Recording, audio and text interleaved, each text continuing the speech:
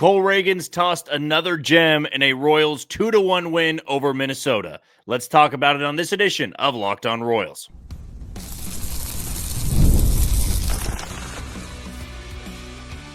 You are Locked On Royals, your daily Kansas City Royals podcast. Part of the Locked On Podcast Network, your team every day. You are tuned in to another edition of Locked On Royals on the Locked On Podcast Network. As always, I'm your host, Jack Johnson, and you can find me on Twitter or X at JohnnyJ_15. That's at JOHNYJ_15. And you can download us and watch us on wherever you get your podcast. That can be Spotify, Apple Podcasts, Amazon Music, Google Podcast, Odyssey, and YouTube.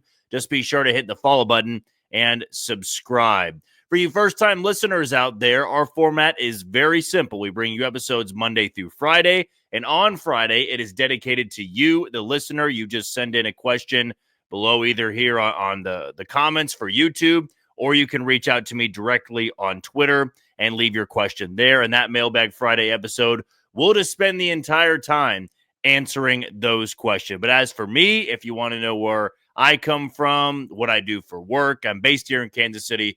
I work at Sports Radio 810 WHB, doing a variety of things over there. But when it comes to this podcast, and when you click on this link, you know that you're going to be getting 30 straight minutes of Royals baseball. Today's episode is brought to you by FanDuel. Right now, new customers can get $250 in bonus bets when your first $5 bet wins. So get started today over at FanDuel. Well, as you'll know by watching this podcast late at night, we are doing a post-game reaction to this. We have been putting out those YouTube shorts, so if you ever want to see a 1-minute recap of the game, if you didn't get the chance to watch it that night or that afternoon, we're always going to try to get one up, a few hours after the game ends, or if we have the ability to go live right after the game ends, we'll be able to give you that instant reaction. But as for tonight's episode, I just got caught up with some work stuff, so didn't really have the time to get one out before tonight's game. And the 6:40 first pitch does throw some things off because I'm not usually able to record until about 5 o'clock. And then if I do an episode and edit it before the game, probably post at 6. And then you've got 40 minutes before the game to watch the episode when it may not be relevant anymore. So before we get things kicked off here, I would love to get some feedback from those that are watching this episode. Would you rather me do episodes after the games each and every night? Now, I know Mailbag Friday will be different, and sometimes we'll have to be flexible. But I do want to base it off what the majority is saying. If you like us to post the later episodes, whether you watch them that night or the next morning, I will definitely try to cater to that, where we give you that post-game reaction. Or would you rather us do episodes during the day? Might be recapping the game the night before. If it's an off day, probably will go during the afternoon. But on nights like tonight, would you rather us get an episode out talking about Monday's game and looking ahead to Tuesday, or would you rather us wait and recap Tuesday? I get it can also change. If there was a game that was wild, we'll probably do an episode that night, unless we'd already done one that afternoon. But sometimes we just don't want to leave you too long or keep you waiting too long on our thoughts, our reactions to a game or a trade that may happen. So definitely let us know in the comments. I want to get some feedback on that just so I know that I'm putting out these videos at the right time and what the majority of the listeners want to see from this podcast. But let's dive right into it. Royals get it done tonight, 2-1 over the Minnesota Twins. Cole Ragans just dominated. That was vintage Cole Ragans. And I go back to opening day when he took the podium after the game and said, I was fighting my command a little bit. I'm working through a mechanical thing that I dealt with in spring training. And it made a lot of people, I guess, anxious, made him nervous that maybe this was something he was going to have to work through for a handful of starts. And even in the Milwaukee game, you didn't see the overly efficient Cole Ragans. I had put this out there on Twitter during the Milwaukee game that I felt he was almost too aggressive in the zone, where against Cleveland on opening day, he was nibbling a lot. He was not getting Cleveland to chase, and the Guardians have done a good job this season in not swinging at pitches outside the zone. So against Milwaukee, there was always almost this overcompensation of I have to live in the middle of the zone. I have to get ahead in the count if I want anybody to chase, my 2-strike pitches. Against Minnesota tonight, it was an absolute masterpiece. To have 11 strikeouts and no walks, it's nearly impossible to do. And he had a great pitch count for the majority of that game. There was only one inning that got away from him a little bit. It was the inning that the Twins were able to score their one and only run. But you go back to it, a 2-strike pitch to Ty France, who notoriously torches the Royals. He doubles. Then you hit Eduardo Julian. And then Harrison Bader, cranks one to left field. Mark Canha can't come up with the play. He ends up injuring his hip, though it was just hip soreness, so we'll see what that looks like for him. Maybe that ball is caught by a better defender. It's not that he, crushed that ball and, the backs were turned. Nobody had a chance to get to it. It was a catchable ball. It would have been a hell of a play, but that's one of those outcomes where I go, you can live with it, especially since the Twins only got one run out of that, and it was a long single for Harrison Bader. He bounces back, though. He gets a strikeout and a strikeout to end that frame. And that's now back-to-back outings in which he had double-digit strikeouts. That's ace stuff from Cole Ragans. So as I said, going back to opening day, whatever mechanical thing he was working through, he clearly got it buttoned up because there was no fighting the command tonight. There were a couple of misses here and there, but that happens, even in great starts out there. And to have the strikeout total, that's what he's sort of becoming. And we saw it numerous times last year. That for an ace to be an ace, we would like to say it's just based on numbers, right? ERA and innings pitched. James Shields was somebody that could give you 220 every single year. And Seth Lugo last year gave the Royals over 200. My take on an ace and what Cole Ragans can really become long-term for the Royals is the ace that is a strikeout pitcher.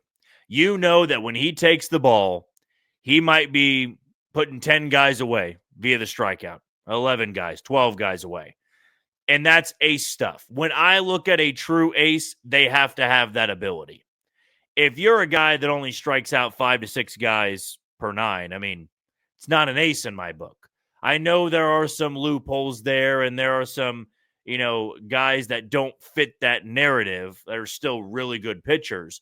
But to me, when I think of a number one, a workhorse, an ace, I think about guys like Cole Ragans now that can strike out 11 and walk nobody and more than keep your team in the game.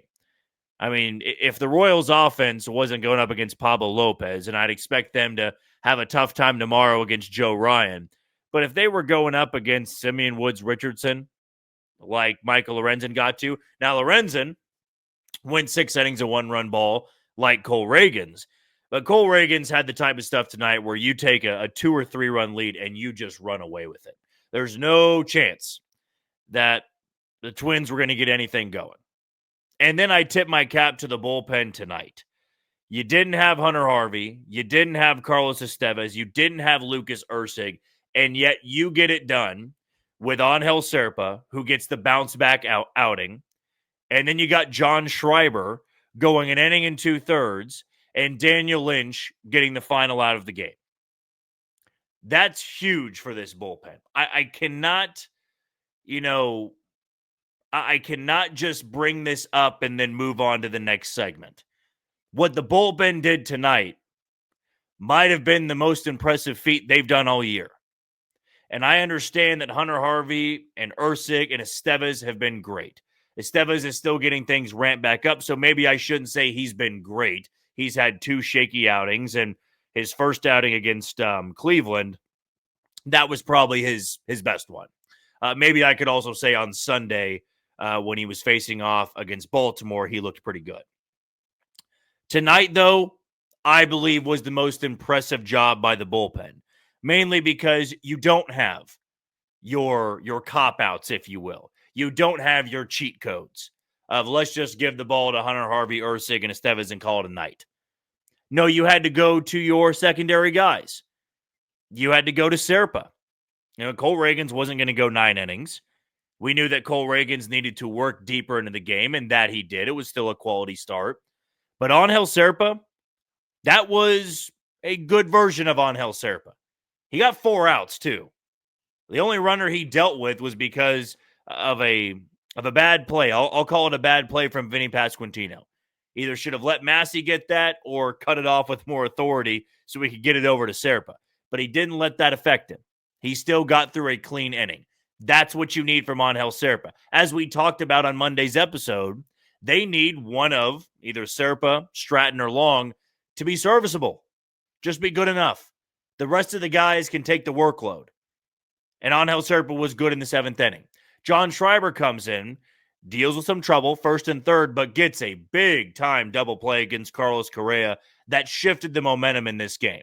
And then Bobby Witt Jr. has the comebacker. Griffin Jacks overthrows first. Like, the last guy you want to have an error on where the ball's rolling down the line in right field. Bobby gets the 3rd. Vinny just kind of chops one between 1st and 2nd base, and Bobby uses his speed again to give the Royals the lead. Then Schreiber goes out 1, out 2 in the 9th, no sweat whatsoever.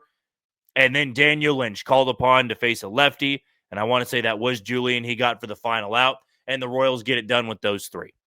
That's game-changing for this bullpen, that you can rely on those guys in a 1-run game, a tie game against a division rival to get things done. It's not always going to be that way. And I also thought, I know we've got the commenters that dislike the way Matt Quatrero handles the bullpen. I thought tonight it was very well done.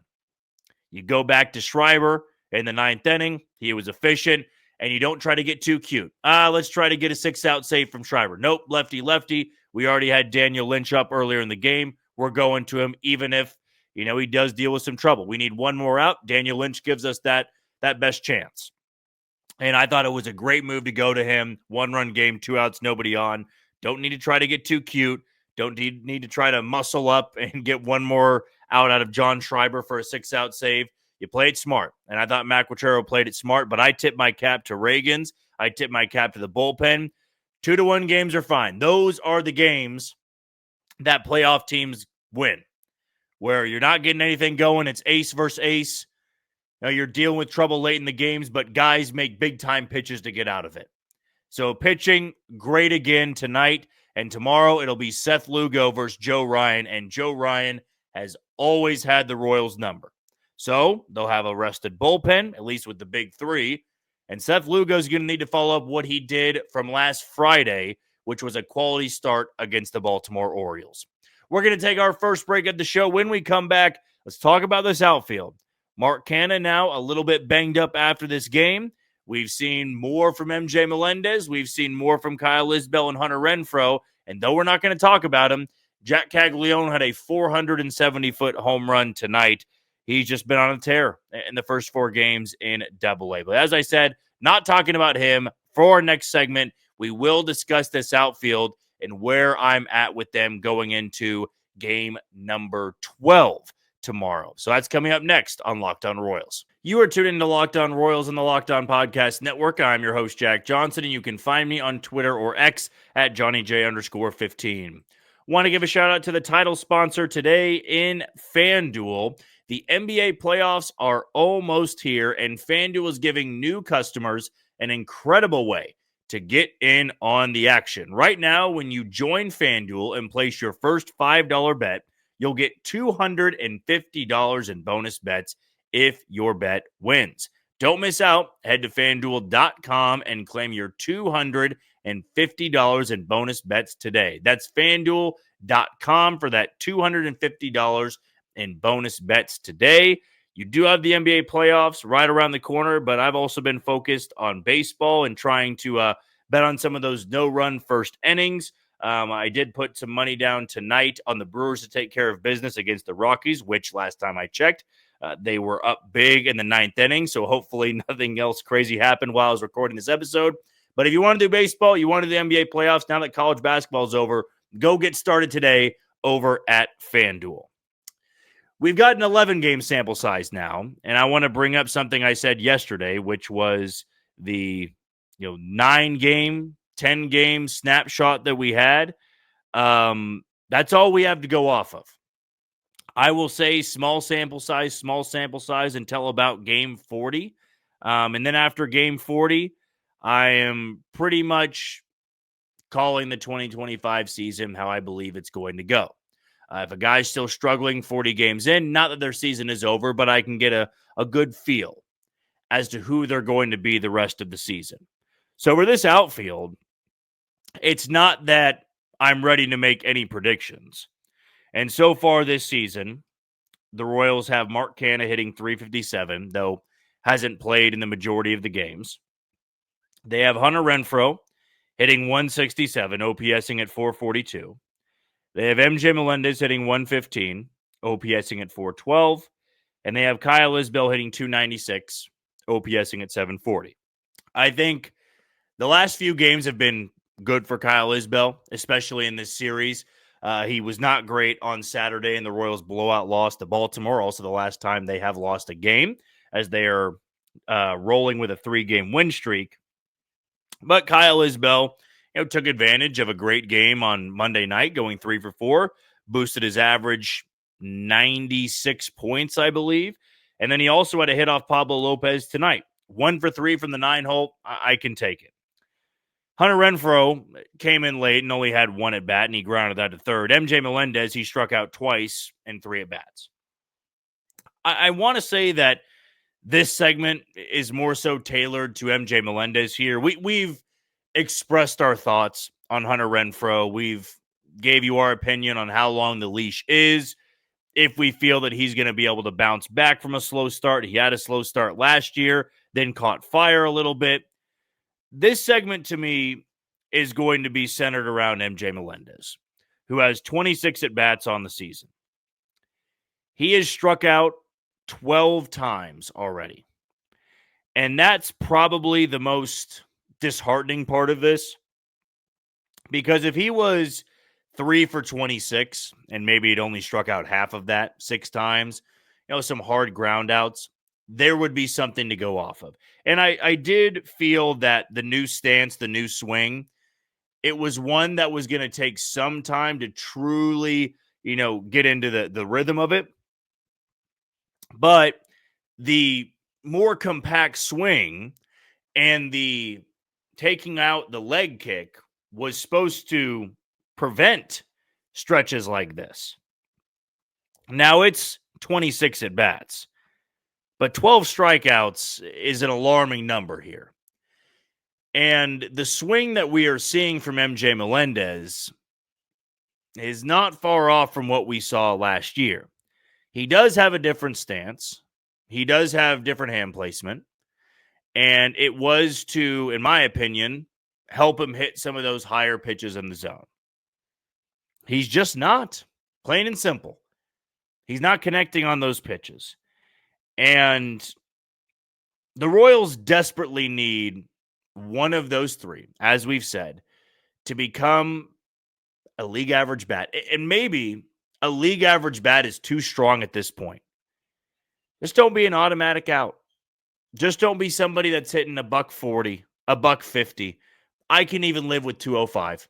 I really can. I can live with 205 at this point in the season. And the positive is the Royals are over 500 and Bobby Witt Jr. has yet to truly get going. I know on Sunday he was a home run shy of the cycle, but he's hitting 273. I mean, we know that Bobby Witt Jr. is a 300 hitter at minimum. He's a 315 to 320 hitter more likely. He was a 330 hitter last year. So the Royals being 6-5 while he's still getting into the swing of things. I mean, Vinny Pasquantino's hitting 189. Salvador Perez, 209. You have Jonathan India hitting 256, though that does feel pretty normal for him. He's also got a very high OBP. It was top 5 going into tonight's game. Still, we know that part of the offense is going to be okay. We know that part of the offense is going to be just fine. I just keep going back and forth with who is going to be the outfield bat to break through. And I'm not going to continue every single episode saying, well, Jack Caglione's going to be up anytime soon. The reality is I don't know when Jack Caglione's going to be up. And if Jack Caglione comes up in June, it likely means that it's just not going well at all for any of the outfielders. And you need one of those guys to turn things around. And yes, I have been somebody that's given MJ Melendez multiple chances, have stayed optimistic with him, have seen the stretches before, know about the power, followed him at the minor league level. And this is one of those comparisons that maybe isn't exact. It reminds me a lot of Jackson Kowar, though. Jackson Kowar was somebody I followed through the minor league level. I felt probably the best on him out of all of the 2018 pitchers in that draft class. The way his stuff could play at AA, how I thought it was going to play at the big leagues, it never did. And that's baseball to a T. No pun intended. That's baseball to a T. You can give me all the numbers. I could stay optimistic about a guy until their career is over. Sometimes it doesn't work out. I mean, MJ Melendez could go 3 for 4 tomorrow if he plays, and that batting average is going to skyrocket. What's going to matter to me is what he does the next day, the next series, and if he can carry that. The Royals can take that jump by 5 games, in my opinion. I know that wouldn't be MJ Melendez WAR or anything, but to have a average outfield, to pair with the top of this lineup, to pair with an MVP player, the rotation this team has, and then the bullpen, and the Royals can be, a team that's like 15, 20 games over 500, where you're not even sweating it down in September. You're going to the postseason. I'm finding it hard to look for that optimism with MJ Melendez. I want to. I know a lot of people out there are doing the same thing. Kyle Isbell was a guy that everybody is pointing to, and they need to move on and play Maikel Garcia. But Kyle Isbell goes out there and has a 3-hit game and goes 1 for 3 tonight. Now he's OPSing at 740. And that's a higher OPS by over 100 points, or exactly 100 points, than Vinny Pasquantino. So the early sample size, it's not going to do everything for you. Mine is more so about the consistency. What do you follow up a great performance with? Is that your breakout, or is that just a one-off? And maybe that's going to be the deal with MJ Melendez. But tonight, now to fall down to 115 and you're OPSing 412 and your right fielder's OPSing 442, I got to see the change. And I know it's 11 games, but 29 games from now, how different is that going to look? I guess we can revisit then. We'll take our final break of the show. When we come back, now Maikel Garcia is one of those guys I stayed optimistic about, and I do believe he's got a really good chance to have a breakout year in 2025. We'll dive into that next on Locked On Royals. You are tuned into Locked On Royals on the Locked On Podcast Network. I'm your host, Jack Johnson, and you can find me on Twitter or X at JohnnyJ_15. Our final sponsor I want to let you know about is Just Ingredients. When it comes to fueling your body, quality matters. That's why Just Ingredients is changing the game with clean, high-quality products designed to support better health and peak performance. Just Ingredients offers an NSF-certified line of protein powder, electrolytes, pre-workout, and creatine, all tested to ensure they're free from substances banned by major athletic organizations. Just Ingredients is also partnered with 2-time MVP Bryce Harper, who trusts their NSF-certified sports line to fuel his training and recovery.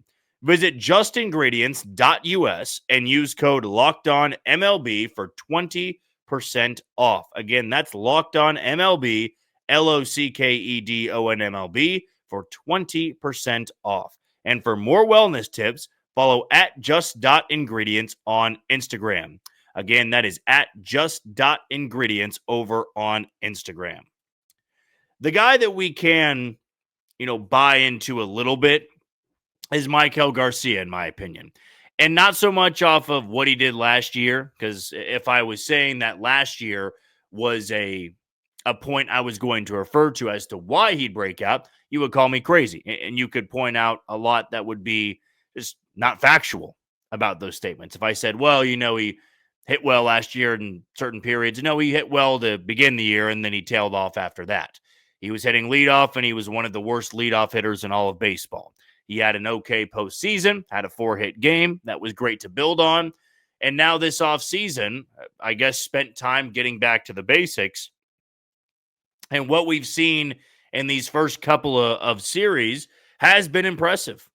I mean, you could make a case that he's the one hitting the ball harder than anybody in the lineup. And he's playing good defense all over the field. You're seeing it at third. You're seeing it at second. You're seeing it in center. And that is monumental for the Royals. There were a few guys going into the year that you just had to keep tabs on. You knew what you were going to get from Bobby. You know what you're going to get from Jonathan India, Vinny Pasquantino, and Salvador Perez.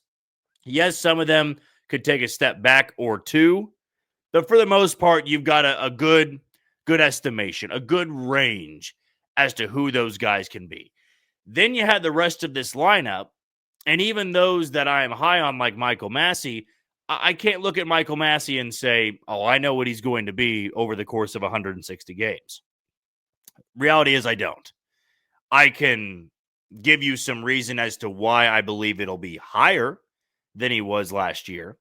Better average, more power, has the longevity, has the durability. I could give you reasons there. However, I can't say, well, he's done it before. Maikel Massey's not been a very durable player in his career. He's not been a very consistent player.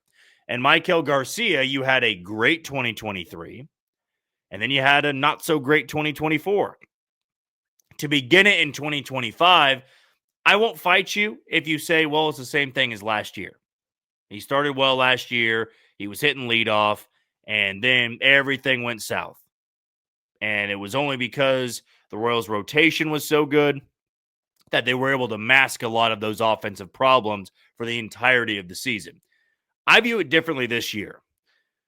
Maikel Garcia hitting the home run on opening day last year, it turned out to be not great for his overall game. He thought he was more so of a power hitter, got away from the basics. You are seeing the 2023 Maikel Garcia swing, a more patient approach, a calmer approach at the plate. And the best part about it is he's scalding the ball. He's hitting the ball incredibly hard. And right now, it's finding grass. It's finding the holes in the infield. And when you hit it that hard, you're going to have a better chance to do that. If you're only having soft contact every single at bat, well, you might get lucky here and there. But if you are consistently drilling the ball, you're going to have a high batting average with balls in play. You are going to see the ball find the outfield more, and you might find the gaps more often than not. And Garcia, even yesterday, didn't have a ton of hits. In fact, I only believe he got on one time. He had 4 or 5 really good swings where the exit velocity was north of 100. And for a guy his size, which isn't very big, that's a great sign. And now he can settle into the 7 spot, the 8 spot in this lineup. Yes, he's still playing around and being that super utility guy. But now he doesn't have that immense pressure of being the leadoff hitter, the guy hitting ahead of Bobby Witt Jr. That's Jonathan India's job. I want to say that did impact some of the struggles last year and the slumps. You're starting off the game. If you're not getting a good read on the pitcher, you're already 0 for 1 on the day. Garcia hitting in the 7 hole, there's different expectations. You can live with 0 for 3 and a walk from your 7 hole hitter. It's tough to do that when you're the leadoff guy. When you are there to set the table, you need more than 0 for 3. And Maikel Garcia is doing more than 0 for 3. Because now when you give somebody 2 for 4, 2 for 3, maybe 3 for 4, that is tremendously valuable coming out of the 7 hole. So he was hitless tonight, but so were a lot of guys facing Pablo Lopez, and it'll be tough as hell going up against Joe Ryan tomorrow. However, to start the year, 11 games in, I have been pleased with Maikel Garcia, and I don't believe it's fluky. You can say that I'm buying into the hype, and I shouldn't do that. I know we got a few commenters that aren't buying into the Maikel Garcia hype. I'm just seeing more of that 2023 swing than the 2024 swing. Okay, that'll do it for another edition of Locked On Royals and the Locked On Podcast Network. I've been your host, Jack Johnson. Thank you for making Locked On Royals your first listen today. For your second, check out the Locked On MLB Game Night. Every game, every night, all season long. Get local analysis on national scales and find MLB Game Night on Locked On MLB on YouTube or wherever you listen to your podcast. Based off some of your guys' reactions and your comments to if you want episodes done in the afternoon or after each game, I guess we'll just wait and see what we'll talk about tomorrow. Either it will be a little bit more on what we've seen in these 11 games and lead you up into first pitch. I'll be out there and down in the clubhouse after the game. Or we might wait and record after the game. It might be another late episode like this one is. But until then, you take it easy, Kansas City.